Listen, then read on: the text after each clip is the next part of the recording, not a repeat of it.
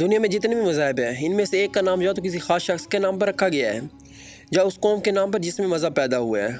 مثلاً عیسائیت کا نام اس لیے عیسائیت ہے کہ اس کی نسبت حضرت عیسیٰ علیہ السلام کی طرف سے ہے۔ بدھ مت کا نام اس لیے بدھ مت ہے کہ اس کی بانی مہاتما بدھ تھے۔ زردشتی کا مذہب اپنے بانی زردیش کے نام پر ہے۔ یہودی مذہب ایک خاص قبیلہ میں پیدا ہوا جس کا نام یہودا تھا۔ ایسا ہی حال دوسرے مذاہب کے ناموں پر ہے، مگر اسلام کی خصوصیت یہ ہے کہ وہ ایک شاخ یا قوم کی طرف سے منسوب نہیں ہے، بلکہ اس کا نام ایک خاص صفت کو ظاہر کرتا ہے جو لفظ اسلام کے معنی میں پائی جاتی ہے۔ یہ نام خود ظاہر کرتا ہے کہ یہ کسی ایک شخص کی ایجاد نہیں ہے، نہ کسی ایک قوم کے ساتھ مخصوص ہے۔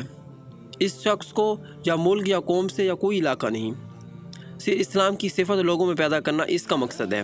ہر زمانے اور ہر قوم کے جن سچے نیک لوگوں میں یہ صفت پائی گئی ہے وہ مسلم تھے، مسلم ہیں اور آئندہ بھی مسلم ہی کہلائیں گے۔